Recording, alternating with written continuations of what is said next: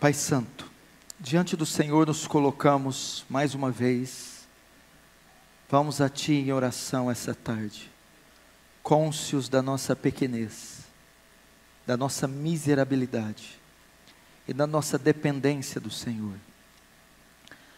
Deus, tem misericórdia de nós, Senhor. O que é para Ti, São Paulo? O que é para Ti, a IPB de Pinheiros? O que é para Ti esse pequenino pedido que estamos fazendo? Deus, só um respingo da Sua glória é o suficiente para inflamar e encandecer esse local. Deus, onde estão os Teus grandes feitos, Senhor? Estamos como Gideão, malhando trigo no lagar, ouvindo o Senhor dizer: o Senhor é contigo. Estamos respondendo: se o Senhor é conosco, por que todo esse mal nos sobreveio? E o que foi feito dos Teus grandes feitos que nossos pais contaram? Ó Deus, não se esquece do Teu povo, Senhor. Estamos fartos de contos, de ouvir daquele que falou do outro, de outro, daquilo que lemos, e nada de acontecer conosco. Senhor, nosso coração anseia, e não é só o nosso desejo. Há uma necessidade urgente, Senhor, numa sociedade corrompida, carcomida, putrefada. Só um avivamento, Senhor, vai sarar essa nação. Não é baseado no que eu peço, nas nossas justiças, mas nas Suas muitas misericórdias, na incondicionalidade do Seu amor, que é unilateral. Derrama da graça essa noite, de modo que Teu reino avance, que o Senhor receba glória para Si, e que nós sejamos conformados à imagem do Teu Filho. Amém. Irmãos, tem tanta coisa para falar, que eu nem sei por onde eu começo. Eu preparei vários esboços para trazer aqui, mas eu pensei contar um pedaço do meu testemunho, do testemunho da minha conversão. Eu sou filho de pais católicos, ambos as partes da minha família eram católicos tradicionais. Minha família do lado do meu pai e do lado da minha mãe. Sobretudo do meu pai, bem mais fervorosos e bem mais fiéis às doutrinas católicas. Eu perdi o meu pai em 1982. Em 1982, fazendo ali uma operação, ele era motorista. A operação que eles estavam fazendo no caminhão era perto de uma rede elétrica. E ali o meu pai, num descuido de uma manobra de um funcionário, ele é eletrocutado, recebendo uma descarga de 39.000 volts, morrendo instantaneamente. Ele deixa uma viúva com 3 filhos, um de 1 ano, outro de 5, outro de 6. Eu era o de 5. Daí então, de 82 para frente, nós fomos criados sem pais, sobretudo nos princípios católicos, primeira comunhão, crisma, todo aquele negócio. Aos 14 anos de idade, já criado sem pai, um jovem vizinho meu, desde muito pequeno, ele se converte, o Alexandre. Ele se converte na Igreja Presbiteriana do Brasil. E ele começa a me evangelizar, com 14 anos. Então ele me evangeliza e eu lembro, todos os dias quase indo na minha casa com a Bíblia aberta, sobretudo abrindo em João 14, toda riscada, colorida, e dizendo: disse Jesus, eu sou o caminho, a verdade e a vida. Ninguém vai ao Pai senão por mim. Então, caso você não saiba, a primeira igreja que eu frequentei na minha vida foi uma igreja presbiteriana do Brasil, em 1990, 91. Só que ali ainda não se deu a minha conversão. Foi lançada uma semente. Eu tive o primeiro contato com o Evangelho. Já comecei então a entender que o catolicismo romano, ou o romanismo, era um equívoco. a adoração às imagens, a missa, a confissão auricular, toda aquela coisa foi sendo desconstruída no meu coração, e eu comecei a congregar com esses irmãos ali, durante 3 anos, até me lembro do nome do pastor Clemilton, tinha um filhinho de 5 anos, chamado Silas, na época, uma igreja muito boa. Acontece que com os 16 anos de idade, eu me desvio, eu deixo, e vou fazer como quase qualquer jovem do mundo, vou conhecer o mundo, e é então que dos 16, 23, começa a minha saga ímpia, eu começo a me perverter, começo a experimentar os horrores do mundo, primeiro com cigarro, cerveja, bebidas mais fortes, até que eu começo a usar maconha, e muita maconha. Da maconha eu também conheci a cocaína, droga que era muito apreciada por mim na época, o crack, os ácidos. Eu me tornei um usuário, um drogado, uma pessoa bem desconstruída na sociedade, ao ponto de a minha mãe estar vendo novela na sala, e eu no quarto com 3 marginais, com uma montanha de cocaína no quarto, e nós estávamos ali cheirando, enquanto fazíamos os papelotes para depois sair para vender, ao ponto de ir até uma biqueira, e pegar uma pedra de crack desse tamanho, colocar na cintura, e sair dela até minha casa para fazer as pequenas pedras e vender, e passando por blitz policiais, correndo o risco de ser preso. Experimentei isso aí, vivi essa vida devassa, dei muito desgosto para minha mãe, conheci todas as baladas, andava com as pessoas mais ricas da cidade, eu ia nas casas, nas mansões, churrascos e piscinas, e drogas, de segunda a domingo, e ia nas festas mais requintadas, sofisticadas, banhadas com álcool, drogas, ácidos, e festas que terminavam às 7 horas da manhã. Ao mesmo tempo eu conhecia também as mais pobres. Como você percebeu, eu sou um pouco carismático, eloquente, então eu conquistava muitas pessoas. Conhecia também o outro lado, as biqueiras, os traficantes, as pessoas mais sujas. Ao ponto de um dia, em uma chuva, uma meia-noite, minha mãe, meus irmãos dormindo, nós fomos para os fundos da minha casa, onde tem, o telhado tem aquele beiral, alpendre, não sei como se fala, chovia e pingava, enquanto eu entro com 10 marginais da pior espécie, seres da pior espécie, os bandidos mais vagabundos que se puder imaginar, e nós agachamos os 10 debaixo daquele beiral, para usar crack, dentro da minha casa. Era pichador, skatista, não que uma coisa esteja relacionada à outra. E fui conhecendo tudo isso. Fui me tornando um animal. Abandonei os estudos, abandonei o trabalho, comecei a roubar, fui pego pela polícia, passei uma noite na cadeia, passei por essas situações. Sobretudo aquela semente do Evangelho estava dentro de mim.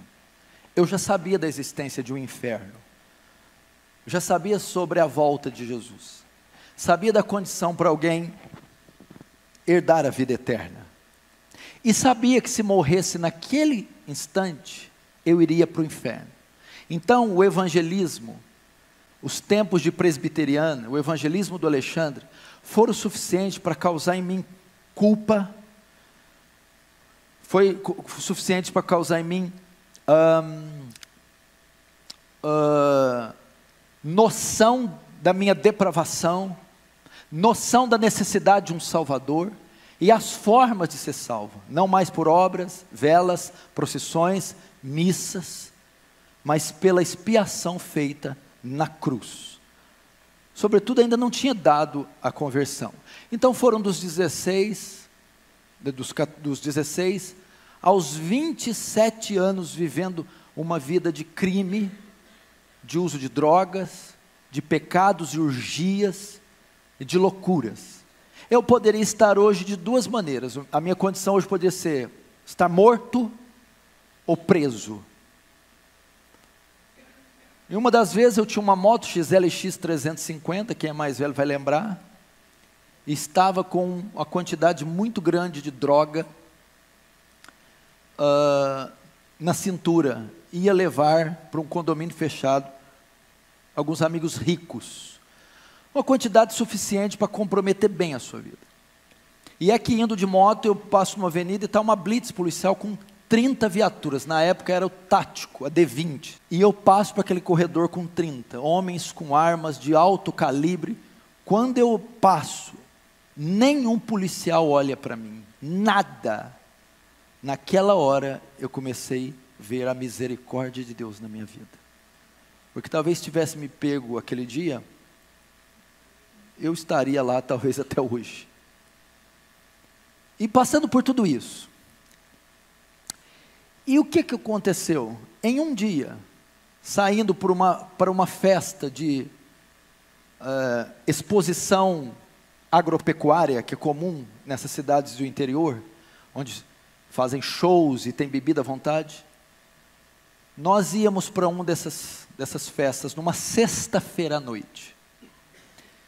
Nessa semana, um amigo meu tinha ido aos Estados Unidos fazer um high school e aprimorar a sua condição de atleta de basquetebol. E ele estava retornando e me ligou perguntando se eu queria que ele comprasse algo para mim. Como eu estava envolvido com o basquete, eu queria tênis na Nike, moletons, aquelas roupas todas. E ele trouxe aquela semana. E eu me vesti de todo aquele aparato gringo. E me aprontei e passei na casa de um amigo meu, Juliano. Nós iríamos sair aquela noite e ir na festa de exposição. Então quando eu chego, ele está se trocando no quarto, eu estou na sala esperando. Ele se troca só pela metade, vai para a sala terminar de trocar o resto. Ele está sentado no sofá, eu estou de pé olhando para ele, vendo ele amarrar o sapato. De repente, quando ele está amarrando o sapato, um fogo começa a invadir o meu coração. Eu começo a me contorcer. Eu começo a olhar para aquele moletom da Nike, aquele tênis, aquela calça. E eu olho para ele, Juliano, o que é isso aqui, cara? Isso aqui é tudo inútil, tudo ilusão. O que eu estou fazendo da minha vida? Eu estou perdido, Juliano. Eu vou para o inferno. Eu preciso de Deus. Eu vou voltar a buscar Deus. Ele olhou e ficou tão impactado com o tênis. Se você for, eu vou também. Falou desse jeito. Ali naquela hora, naquela sala, com 23 anos, eu senti convicção do meu pecado. Ali se deu a minha conversão, ali foi minha estrada de Damasco. Agora eu entendo perfeitamente graça irresistível. Resiste o quê? É impossível resistir. Ela me tomou naquela sala. O Senhor disse, eu vou dizer vem, e ai de você se não vir. Ali, irmão, eu tive convicção do pecado. Eu comecei a me contorcer e ver tudo ilusão, eu estou perdido. E eu comecei a repudiar aquelas coisas, aqueles valores e ver meu estado. Foi Deus e o Espírito Santo com a semente que Ele tinha plantado anos atrás. E aquela hora ela germinou. O que aconteceu? Mas nós ainda saímos. Estávamos tudo pronto, fomos para a festa. E aquela noite eu me lembro de não ter visto, ouvido nada. Eu fiquei como um zumbi o tempo todo. Voltei. Dormi. Sábado. O que eu fui fazer? o Alexandre, o cara que pregou para mim. Vou atrás dele. Alexandre, o que foi? Tem culto hoje? Eu quero ir no culto. Calma, o que aconteceu? Tem culto hoje, tem igreja, onde eu quero ir, vamos. O azar que não estava na presbiteriana mais.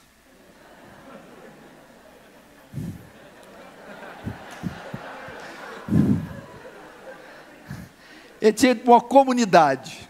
Mas novo convertido não quer saber. Falou Jesus, ele está lá. Irmãos, era um culto de sábado, muito comum, culto da mocidade.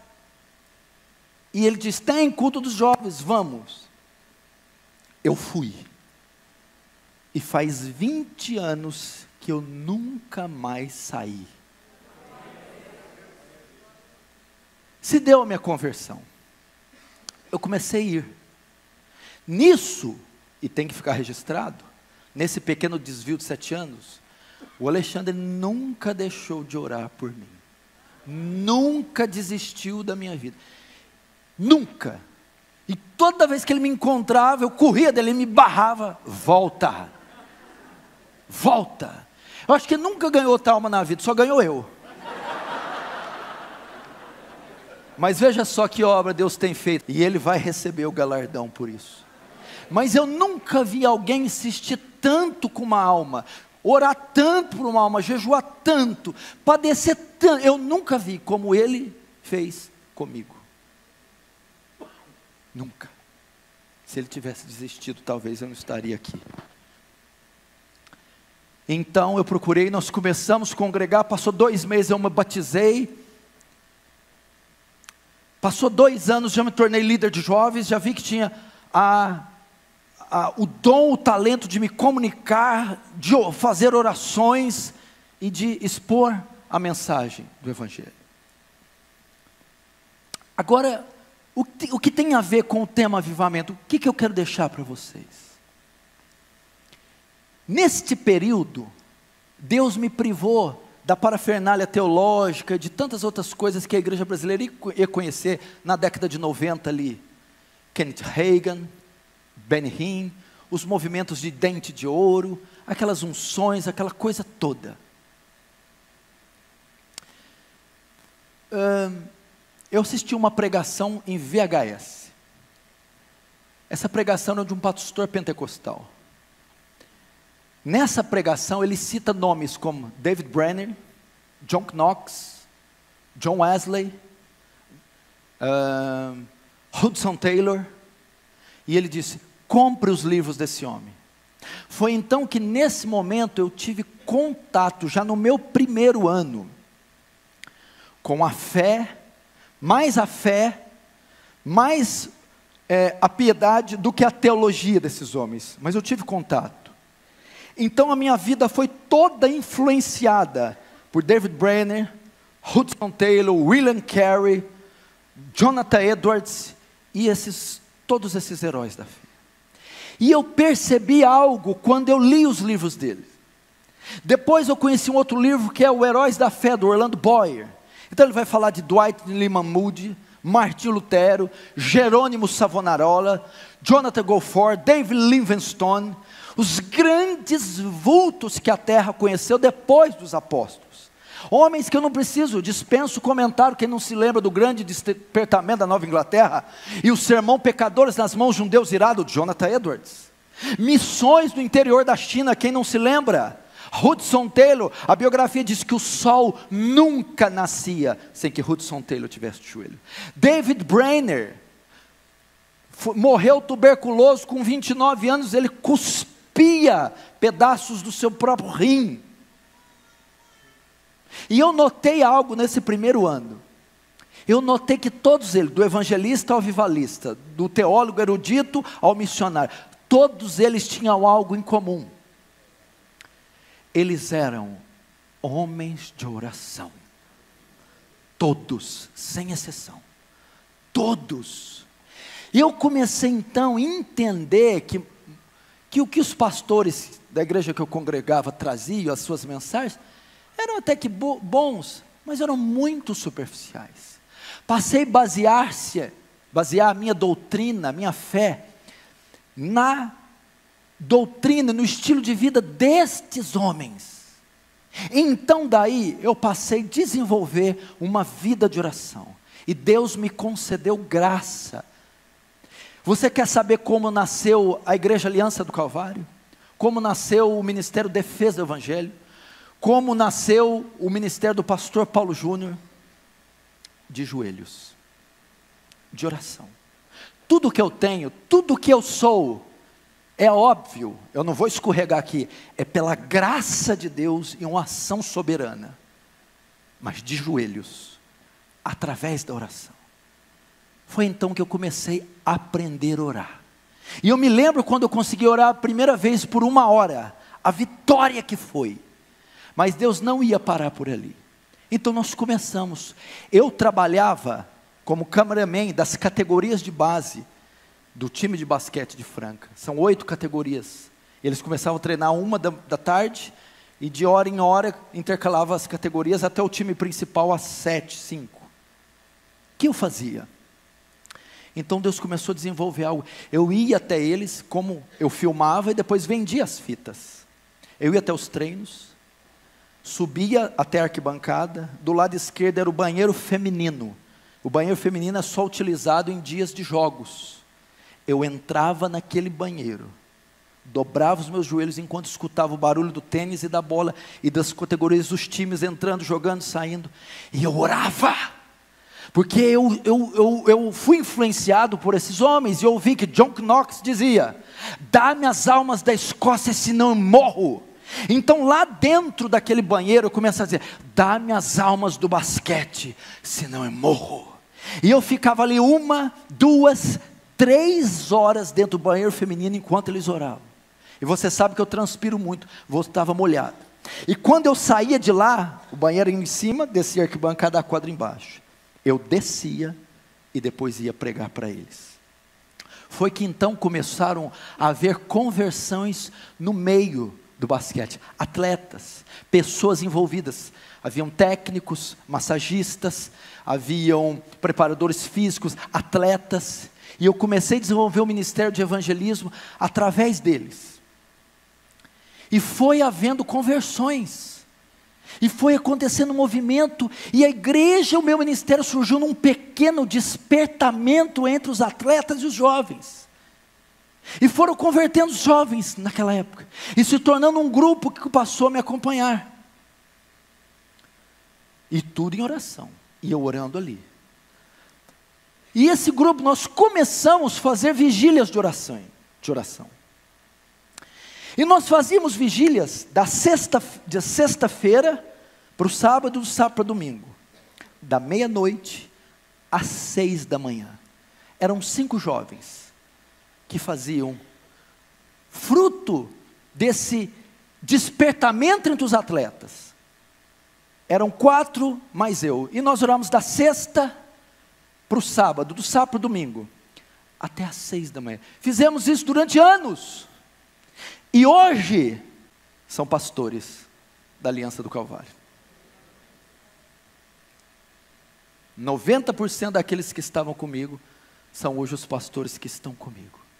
Deus me ensinou a orar. Eu passei então, a aprender o poder da oração.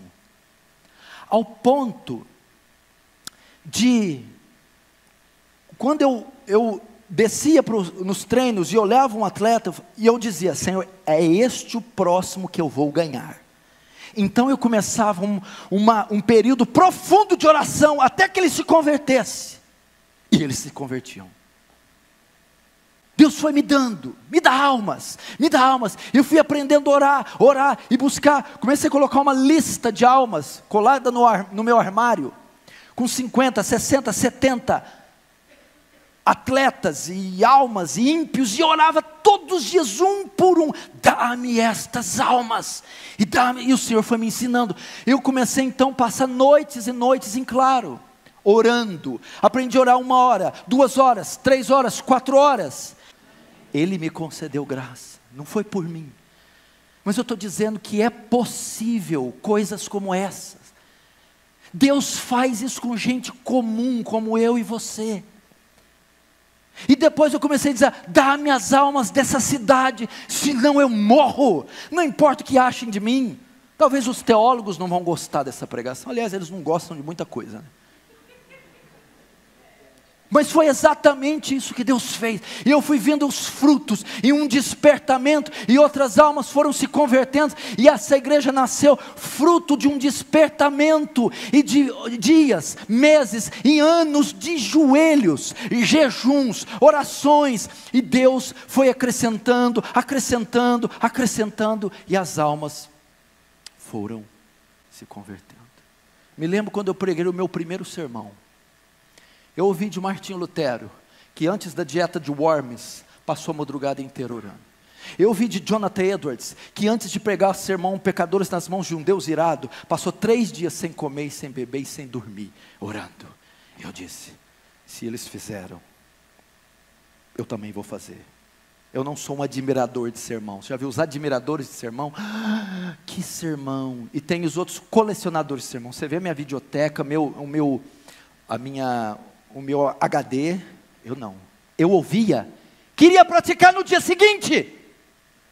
Primeiro sermão que eu prego na igreja, que não é para jovens, para toda a congregação, eu passo a madrugada orando. E oro até às 6 da manhã.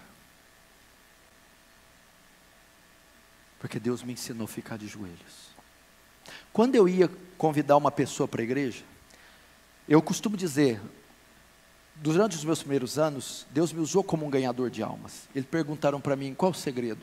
70% oração, 30% pregação. Nisso consiste o meu evangelismo. 70% oração. Pra você ter uma ideia, eu convidava alguém para ir para a igreja na segunda, para ir no domingo. Eu orava 7 dias, todos os dias, para ele aceitar o convite e aparecer domingo, né? 7 dias intensamente. Chegava domingo, não ia. Eu orava mais 7 dias, gemendo, então ele aparecia. Eu estou dizendo para você que eu orava 14 dias, não é para ele se converter, 14 dias só para ele aceitar o convite e aparecer. Eu orei para um jovem 10 anos pela conversão, ano após ano. Quando eu pensava em desistir, 10 anos, ele se casou com uma mulher espírita. Hoje os dois estão na igreja, batizados, membros fiéis para a glória do Senhor. Poder da oração. O poder da oração. Eu vi, irmão. Eu me lembro, irmãos, fazer isso, ia dentro do banheiro, fazer jejuns, noites em claro, por essas almas. Isso eu já estava ministrando a palavra. E eu me lembro de um testemunho de Dwight Lima Moody. Moody, quando pregava, se sentia seco, vazio, ele ia para o bosque. Ele ficava 1, 2, 3, 4 dias dizendo: enche-me do Espírito, enche do Espírito, enche. Então ele ia e voltava, pregava e a alma se convertia. Quantas vezes, meu irmão, quantas vezes sabia que ia pregar, preparava um sermão, e não estava preocupado só com a interpretação, com a exegese, com a hermenêutica, mas ia também para o bosque, 1, 2, 3, 4, me enche Deus, me enche do Espírito, e Deus me enchia. Deus me enchia. Eu estou dizendo que isso é possível. Quando eu ouvi falar que Martinho Lutero orou 5 horas uma vez, eu fiz uma campanha de orar 5 horas por dia. Eu não quero ser só coadjuvante, eu quero experimentar o que esses homens, concede-me graça, concede-me, e ele concedia. E eu vi, irmão, poder do alto descer sobre mim, descer sobre congregações. Eu tive experiências fantásticas com pessoas. Eu não me importo o que o movimento carismático fez com dons, com cura, com poder. Eles não são donos disso. Nós não podemos deixar eles roubar de nós as promessas, o Espírito Santo, o poder, os dons. Espera lá. Eu me lembro de uma senhora me procurando. Meu filho teve um acidente de moto. Eu entrei na Santa Casa. Na UTI. O médico me deu permissão para entrar. Tinha uns 15 cadáveres, todos com o aparelho, todos nus, destroçados. O médico falou: todos que você está vendo aí, pode morrer a qualquer momento. Fui até o jovem, ele estava com um tubo dessa grossura no pescoço, todo estropiado. Eu peguei na mão dele, e eu disse: se você está me ouvindo, aperte a minha mão. Ele apertou milimetricamente, quase imperceptível, mas eu vi que ele estava ouvindo. Eu orei por ele. Eu orei por aquele jovem. Senhor, tem misericórdia dessa alma moribunda. No outro dia ele saiu do coma. Passou algumas semanas, ele foi lá na igreja com toda essa parte costurada, me agradecer. Porque Deus faz tais coisas. Avivamento é isso, é poder, é milagre, é incontrolável, é inesperado, é algo soberano, e Deus despeja o seu poder. Mas muitas vezes o faz através dos joelhos. E Ele me concedeu essas coisas. Irmãos, aí começou algo e realmente não parou. Almas foram vindo, coisas foram acontecendo, e toda essa expressão que você vê, ela foi conquistada nos quartos, de joelhos, dias, anos, horas, a fio, diante do Senhor. O reino de Deus é tomado por violência, e só os que se esforçam se apoderam dele. Eu ainda tenho outros testemunhos interessantes que a oração. Muitos podem rir, mas hoje eu não estou me importando. Eu nunca falei isso em conferências, não falo isso em conferências, mas hoje, pela permissão do Espírito, eu senti vontade de falar. Teve uma ocasião, como eu trabalhava com filmagem, eu fui contratado para fazer um evento para um instituto infantil muito importante, numa escola. Iriam comparecer mais de 400 pessoas, vereadores, bombeiros, a polícia militar e algumas escolas, em uma quadra poliesportiva. E eles me convidaram, contrataram para fazer a filmagem. Tudo bem, eu aceitei. Depois ele me liga mais tarde: só que tem que ser com 2 câmeras. Tudo bem.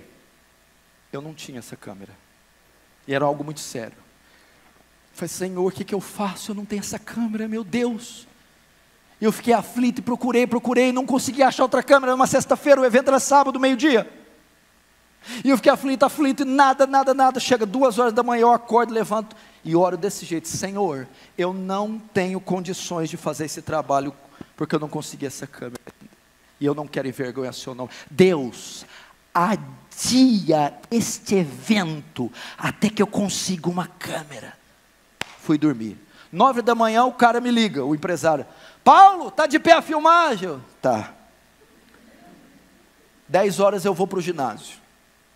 400 pessoas, bombeiros, vereadores, aquela coisa toda. Eu chego lá 10 horas, passa 11 horas, 10 horas não tem ninguém, 11 horas, 2 alunas e um bombeiro. Todo aquele negócio, tudo aquilo. Meio-dia, nada. Meio-dia 40, nada. 1 hora eu li na cama, já entendendo o que aconteceu. Eu estou ali ajustando, e ele chega para mim: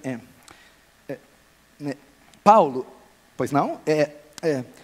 Bom, você deve estar percebendo que não veio ninguém. Você não quer adiar a filmagem, não? Quase que eu falei: não, imagina. Irmãos, 400 pessoas, não apareceu ninguém. Foi um caos, foi uma coisa horrorosa. E eu sei, Deus adiou aquilo por causa da minha oração. Eu precisava de 2 dias. Deus me deu 1 semana. Eu arrumei outra câmera, filmei com as 2 câmeras. O vídeo roda até hoje. Por causa da oração. Coisas pequenas mostram o poder da oração. Certa feita, eu estava com uma dívida muito alta. E o meu trabalho tinha fracassado. Eu perdi clientes, eu não consegui mais vender, eu não consegui mais trabalhar. E as dívidas foram indo. E até que meu nome foi protestado. E alguns carnês, na época dos carnês, né, você deve lembrar. O que eu fiz? Tem um bosque, um vale, perto da minha casa. Eu fui lá à noite, me ajoelhei na terra, e coloquei todas as minhas dívidas. Estou falando o que eu fiz, não sei como você vai julgar. E me ajoelhei. E não era por desonestidade, não era por má fé, simplesmente aconteceu, e eu comecei a chorar: Senhor, eu estou envergonhando o seu nome, aqui estão minhas dívidas, e eu não tenho condição nenhuma de pagar. tem misericórdia. Lembre, meu maior desejo não era a dívida em si, é de estar envergonhando o nome de Deus sendo um cristão. E eu lembro que eu joguei aquilo num ato até estranho no chão e me ajoelhei diante. Falei, Senhor, tem misericórdia. Então, todas essas dívidas. Terminei de orar, recolhi aquilo e fui embora. Passou uma semana, termina um culto. O irmão vem até mim, com um cartão na mão. Esse é meu cartão, com um papelzinho, essa é a minha senha. Tem X naquela conta, pode pegar que é seu. Era o valor exato da minha dívida. Eu lembro que eu paguei, limpei meu nome, para nunca mais ele estar sujo. O poder da oração, meu irmão. Quantas coisas Deus nos fez. Me lembro de outra feita, de uma situação envolvendo parentes meus, que eu não vou falar o nome, de um jovem molestando uma senhora, e oprimindo, e molestando, de forma muito pesada da minha família. E eu, como a nossa igreja está repleta de advogados, eu vou mover uma ação contra essa pessoa, não tem cabimento explorar isso. E filho, estava tudo resolvido, a papelada pronta, porque ele não parava de ir até ele molestado. Chegou meia-noite, eu dormindo, meu coração pesou. E algo me dizia, se você fizer isso, ele nunca mais vai olhar na tua cara, você perde um parente para o resto da vida. Falei, meu Deus, é verdade. E o que se faz nessa hora? Ora. Senhor, que eu não preciso usar esse recurso para acontecer essa tragédia, Senhor. Deus, resolve isso, afasta esse jovem dessa mulher. Nunca mais foi atrás dela. Sumiu. Eu não precisei usar esses recursos. Eu estou mostrando para você o poder da oração. Muito vale a súplica de um justo por sua eficácia. Coisas que você pode até rir, por exemplo, essa outra. Irmãos, eu estou dizendo que eu sempre usei oração. Eu lembro quando eu fui trocar o meu carro, um carro 94 por um 2000. Pensa bem, não era lá essas coisas. Eu orei 3 meses para não cometer, porque pobre, você já viu, errou, acabou. Mas eu coloquei diante de Deus 3 meses, não deixa eu fazer a escolha errada, eu ser lesado, passado para trás, e orei. Mas eu estou dizendo que nessas coisas simples, eu coloquei diante de Deus, não me deixe errar, para que isso, uma coisa simples, imagina uma coisa grandiosa. Foram as experiências que Deus me deu, entupiu a casa da minha mãe, os canos. Uma casa que eu pedi para ela, nós éramos muito pobres, Deus concedeu um sobrado, uma coisa bonita, entope um cano, eu chamo um desentupidor, chega, imagina um troglodita, cheio de marreta, de martelo, e ele olha tudo sobrado e vê o cano, e fala assim, ó, querido, ó, vai ter que arrebentar tudo isso aqui, subir aqui pela escada, eu vou arrebentar a sua casa. Imagina um cara com barba cerrada, devia pesar uns 120 quilos, ele ia quebrar a casa, e eu vou começar a quebrar, porque eu sei que o cano vai daqui, passava por um carpete, passava por azulejo, por piso, subia a parede, fazia tudo. E eu, calma, aí ele, não, preciso quebrar, vou começar a arrebentar aqui, Aí ele lá, posso começar a quebrar? Eu, espera aí. Isso estava na cozinha. Eu fui para a sala, dobrei meus joelhos. Senhor, essa foi a casa que o Senhor deu para minha mãe. Não deixa esse homem destruir ela não. Eu estou te dizendo, Senhor, faz esse homem achar o lugar certo. Voltei, isso foi uns 2 minutos de oração. Tudo bem, meu senhor, pode começar a quebrar. Do lado da cozinha, onde estava entupido, tem a garagem que fica de fora. Ele olhou bem, eu estou achando que eu vou começar a quebrar aqui fora. Ele quebra um piso, nada. Quebra o segundo, vê uma marca branca, é o cano. Pega uma picareta e faz assim, ó. Quando ele faz, é aqui que está entupido, não vai precisar quebrar nada. Eu estou te dizendo, meu irmão, para mostrar para você que a súplica por coisas pequenas, pode ser até paupérrimas para você. Eu estou te mostrando que um homem que prega no Brasil e no mundo todo, tem testemunhos simples, até cômicos, de oração. O que Deus pode fazer? Pastor, o senhor não está excluindo a soberania e a graça de Deus? Meu irmão, sabe como alguém demonstra a soberania de Deus? Quando ele ora. Porque quando ele ora, ele mostra que ele não consegue fazer nada. Que ele não dá um passo à frente. que tudo depende de Deus. É pela graça, é pela misericórdia, é pelo poder de Deus. E foi por essa razão que eu orei todos esses anos. E eu quero dizer que a minha vida, o Ministério da Defesa do Evangelho, a Aliança do Calvário, foi obra de um pequeno avivamento, um avivamento local, e fruto de jovens, homens, que dobraram seus joelhos e creram no poder da oração, no poder, no que a oração é capaz. E eu quero dizer a você, não sei de onde você é, qual cidade, mas você pode fazer o mesmo e dizer: dá-me as almas de São Paulo, senão eu morro. Dá-me as almas do Rio de Janeiro, senão eu morro. Dá-me as almas de Brasília, senão eu morro. Dá aos meus filhos, senão eu morro. Meu marido, senão eu morro. Meu irmão, a rainha da Inglaterra dizia: não temos exércitos escoceses, eu temo as orações de John Knox. Se você souber o poder que a oração, é isso que o pastor coreano está aqui ensinando, o poder que a oração tem.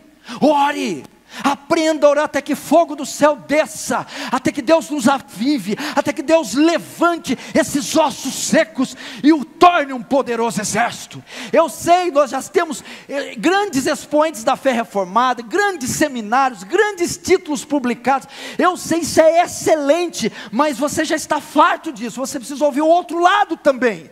Precisa ouvir que John Knox, uma grande mente, ficava de joelho, que Jonathan Edwards gastava 13 horas por dia com as escrituras, em oração em cima do seu cavalo. Como o Dr. Lloyd Jones dizia: lógica em chamas, ortodoxia e piedade, teologia e paixão, conhecimento e fogo. Aprenda a orar. A oração não conhece fronteiras, não conhece barreiras, não conhece sexo, extrato social. Qualquer um pode executar. É tão simples e tão fácil que uma criança pode fazer. O que você no seu quarto é capaz de fazer? Você muda contextos, reis, você muda leis, estações ali de joelhos. Onde o seu braço não chega, a oração chega, meu irmão. A força que você não tem, ela dá, ela levanta, ergue, santifica, ela dá conhecimento, graça. Aprenda este ofício majestoso, e com esse simples, humildes, cômicos testemunhos, aprenda a orar. Vamos ficar de pé.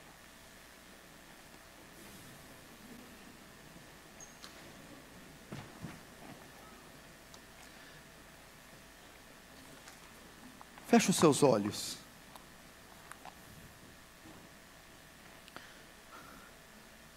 Senhor Deus, ensina-nos a orar, Senhor. Os discípulos do Senhor chegaram até o Senhor e disseram: Mestre, ensina-nos a orar. Irmão, avivamento tem muito a ver com oração. Senhor, faça como David Wilkerson. Diga assim: Senhor, quebra as minhas rótulas se necessário, mas me mantém de joelhos. Você que é mãe, peça para Deus: me faz uma mãe intercessora, uma esposa intercessora. Você que é pai, oficiais, pastores, presbíteros, para suas congregações,